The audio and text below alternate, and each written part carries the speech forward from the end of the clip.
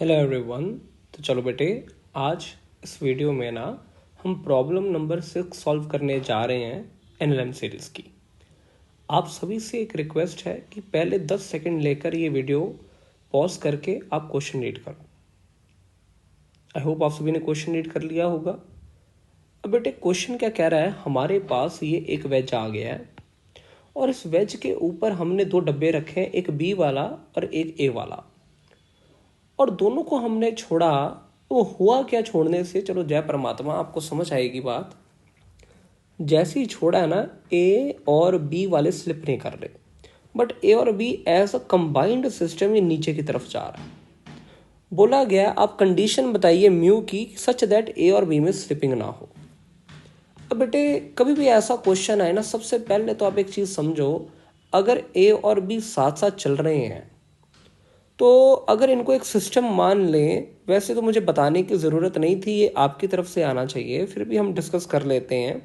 इनको एक सिस्टम मान लो क्योंकि दोनों साथ साथ चल रहे हैं ना।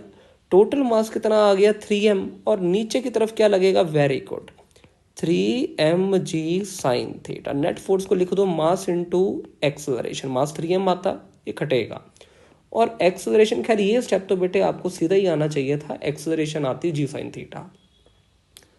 बट यदि मैं, अब देखो बेटे ये आ गया हमारे पास बी वाला, यदि मैं बी वाले के साथ जाके बैठ जाऊं, यानी कि मैंने मेरा फ्रेम चेंज कर लिया ना, ये नीचे जा रहा था, इसको रोकने के लिए जी साइन थीटा मैं ऊपर देता, ये नीचे जा रहा था, तो वही काम मैं ए के साथ करूंगा। ए को जी साइन थीटा मेरा बेटा मैं ऊपर की तरफ देने वाला हूं, अलॉन्ग दी इंक्लाइन, कुछ ऐसे। और अगर मेरा बच्चा थोड़ा सा समझदार है ना, तो शायद ये वाला एंगल हमारे पास थीटा आएगा। तो ये कंपोनेंट कितना आया, जी साइन थीटा कॉस थीटा। ये तो बेटे एक्सेलरेशन दी है, इनटू मास करूंगा, ये पसीडो फोर्स आ जाएगी। अब अगली बात बड़े ध्यान से समझना, ऊपर लगा इसको नॉर्मल, प्लस ऊपर की तरफ शायद इसका एक वर्टिकल कंपोनेंट आएगा, जो वैल्यू निकल के आएगी m g sine square theta. ये हॉरिजॉन्टल फोर्स आ गई है, और ये वर्टिकल नीचे की तरफ शायद बेटे mg लग रहा है। तो आप समझना, अगर हम थोड़ा ध्यान देना, नॉर्मल की वैल्यू मेरे हिसाब से ना तो ये ऊपर जा रहा है ना नीचे, ये अंदर वाला बंदा पता है क्या कहेगा, ये जो ए वाला डब्बा है ना, ये रेस्ट पे है, ना तो ऊपर जा रहा है ना तो नीचे, ना पीछे ना आगे, क्योंकि इसके रिस्पेक्ट में स्लिप नहीं कर रहा। आई होप आपको मेरी ये बात समझ आई है।